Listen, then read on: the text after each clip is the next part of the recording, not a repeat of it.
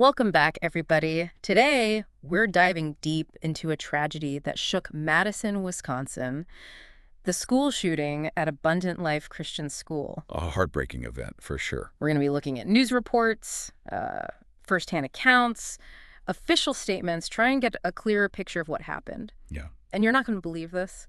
The 911 call, it came from a second grader. Oh, wow, a second grader. That's incredible.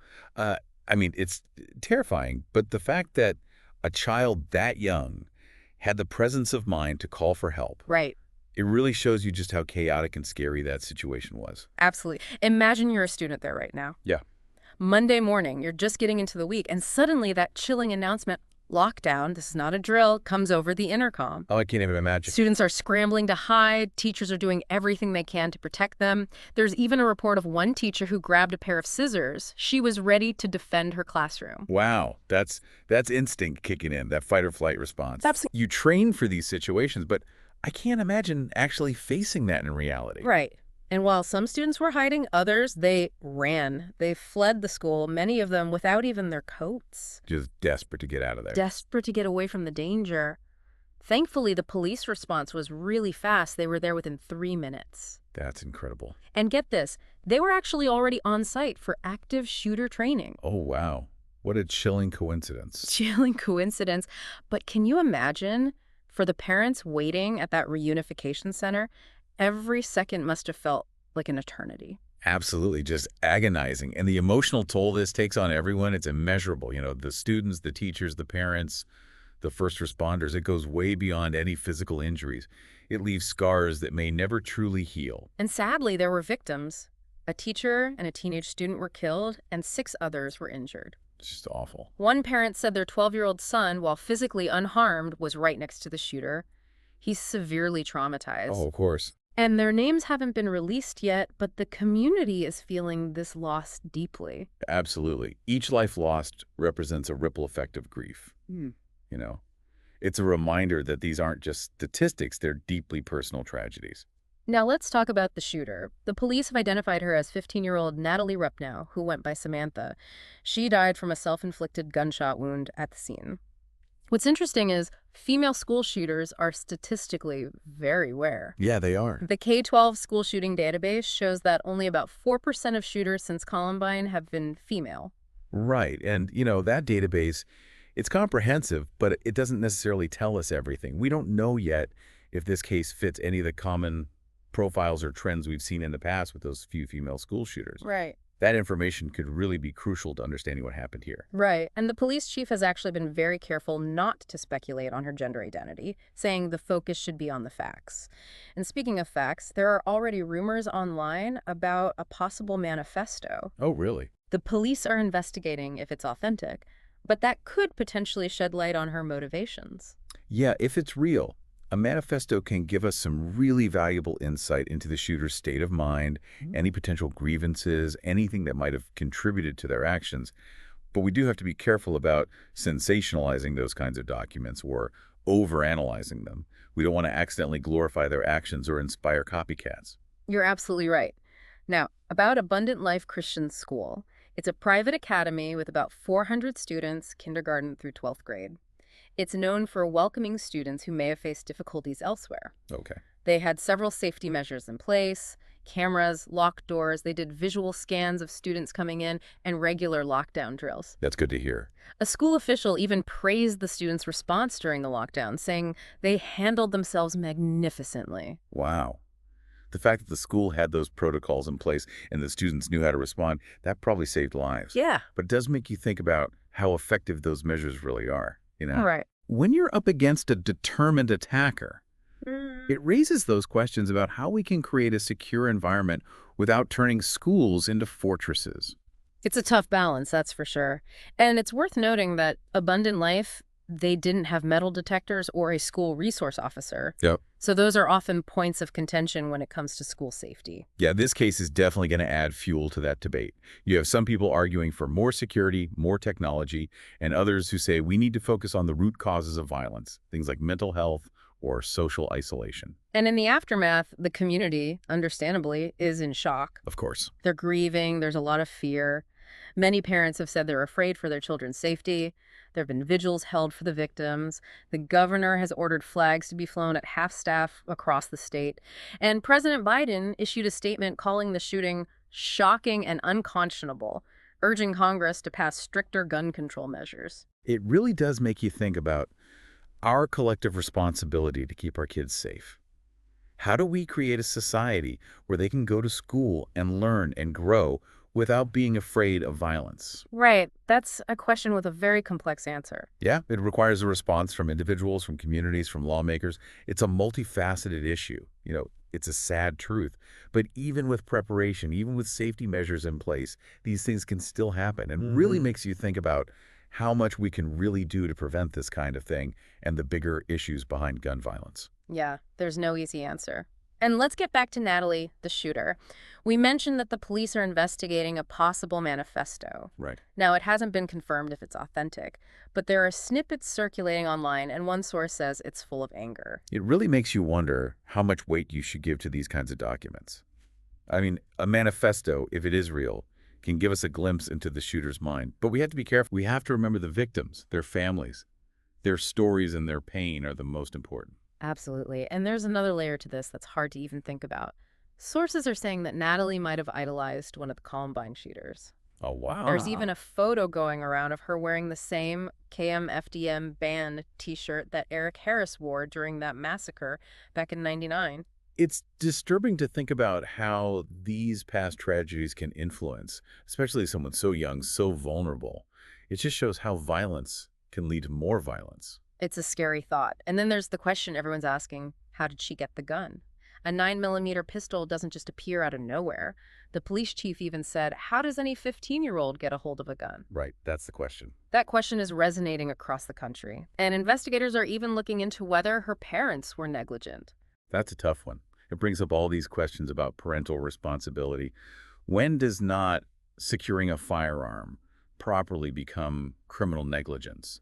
It's a really difficult conversation to have, but it's necessary, especially after something like this happens. Absolutely. And, this case is also bringing up another sensitive topic, gender identity. Yeah. There are rumors online that Natalie might have been transgender. Now the police chief has said that it doesn't matter right now, that the focus should be on the facts, but it's hard to ignore the potential implications, especially with all the debate and tension surrounding trans rights and representation right now. It's a complex situation for sure. Yeah. You've got this one event intersecting with all these different societal issues. It makes us think about gun violence, but also about identity, about prejudice, about how marginalized groups are often blamed after a tragedy. There's a lot to unpack, and it's important to remember we're still early in the investigation. There are a lot of pieces missing from this puzzle.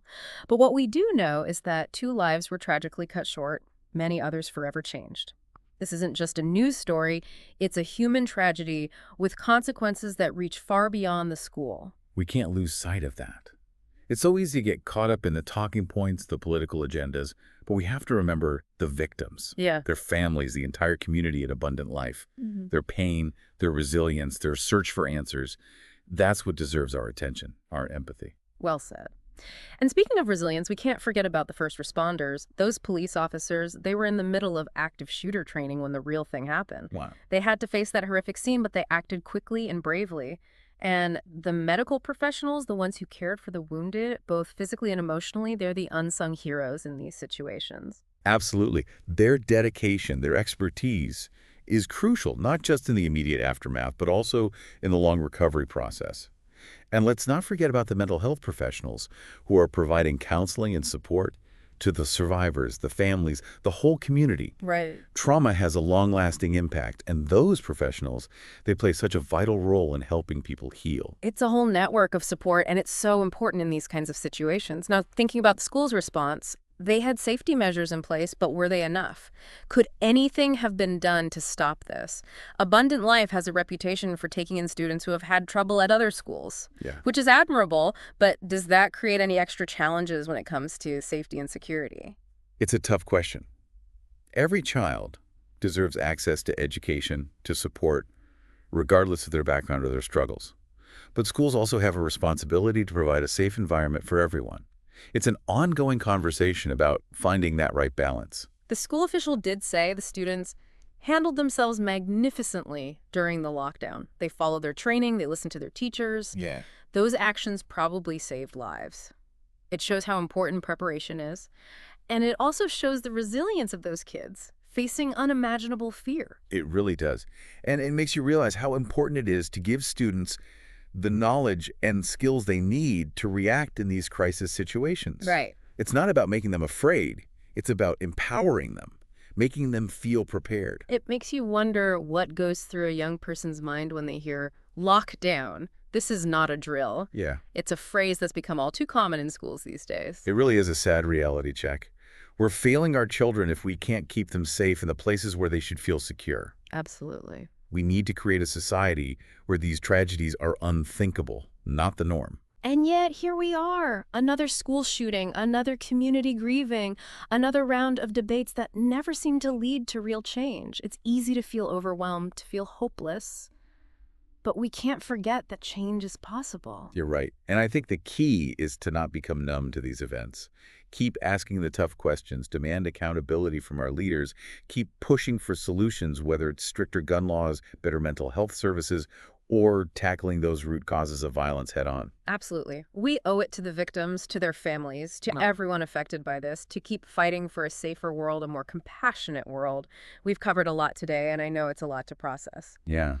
Before we wrap up, what's resonating with you most strongly right now? What questions are still lingering in your mind? You know, for me, it's those unanswered questions. What made Natalie do this? Were there any warning signs that people missed? And most importantly, how can we stop this from happening again? Those are the questions that we need to keep asking. I agree. Those are the questions that keep me up at night, too. But even with all the uncertainty, there is hope. You see it in the community strength and the courage of those who are there and in the search for answers. We'll explore these themes more in the final part. But first, take some time to think about what you've heard. What details, what insights, what emotions stay with you? You know, we've been really digging into this story, and I think it's become pretty clear that there's a lot more to this than what we first saw in the news. Yeah. This shooting at Abundant Life, it's left everyone reeling, and it really makes you think about school safety, gun control, and how we can understand what teenagers are going through, especially with all the pressures of social media these days. It's so complex. It seems like there isn't just one simple answer. It's like all these factors, personal struggles, pressure from society, access to guns. It's like they all came together in this awful moment. And it leaves everyone wondering, what could we have done? We know the school had security measures, cameras, locked doors, those lockdown drills, but was that enough? Could anyone have seen this coming? I don't know, it's hard to say. It's always easier to look back after something like this happens and say, well, what if they had done this or that? But maybe what we can do is learn from what happened. Try to see those warning signs. Make sure we have good support systems in place. It's not about blaming people. It's about figuring out how to prevent this from happening again. But that's where it gets really tough. How do you balance keeping people safe with everyone's rights? And how do you deal with the root of the problem? Things like mental health, people feeling isolated, being exposed to violent stuff, without taking away people's freedom. Yeah, it's definitely a tough balance. But we can't avoid these conversations. They're too important. I think we have to be open to questioning our own beliefs, listening to different viewpoints, and working together to find solutions. One thing that really stands out in this case is how young the shooter was. Natalie was only 15. It's hard to fathom, isn't it? What could drive someone that young to do something so horrific? I think we forget sometimes how intense being a teenager is. All that emotional stuff, trying to figure out who you are, where you fit in, what your purpose is. And for some kids, that search can take them to a really dark place, especially if they're feeling isolated or hopeless or like no one understands them. And, we've talked about how she reportedly idolized one of the Columbine shooters, and there's that possibility of a manifesto filled with anger. It's scary how much influence, especially online, events and people can have. Violence can spread so easily now. Absolutely. And it really underscores how important it is to pay attention to those warning signs. Changes in behavior, talking about feeling angry or despairing, a fascination with violence, those are things we can't ignore. We need to make sure young people feel like they can talk to someone, ask for help, and know they're not alone. It's also so important to remember the victims. A teacher, a teenager, they're gone. Their lives were cut short. 6 others were hurt, some very badly, and so many others are left dealing with the trauma of that day. The impact of this, it's going to be felt for years to come. You're right. It's a reminder that behind every statistic, every news story, are real people, Mm. real families whose lives have been shattered, their pain, their grief, their need to heal, to see justice. We can't forget that. We can't bring those who were lost back, but we can try to make sure something like this doesn't happen again. We can push for stricter gun laws, better mental health care, try to create a more understanding and empathetic society, and safer places for our kids. Yeah, it's a long road, but we have to keep going. Our kids' future, our communities, it all depends on it. This deep dive has been a lot to take in. I hope it's made people think, maybe even sparked a sense of urgency to do something. So, as we wrap up, what are your final thoughts for our listeners? What do you hope they take away from this? I really want them to remember that they're not helpless. Every little thing we do, an act of kindness, a conversation, trying to make things better, it all makes a difference. Don't underestimate the power of your voice, your actions, your choices. Let's channel our grief and anger and hope into making the world a better place. Those are powerful words. We can't let tragedies like this defeat us. We need to use them to make us stronger, more determined to build a better future. A future where schools are safe havens for learning, kids are protected, and violence is never the answer. Thanks for joining us on this deep dive. Keep asking those hard questions, keep trying to understand, and keep fighting for a world where every life is valued and protected.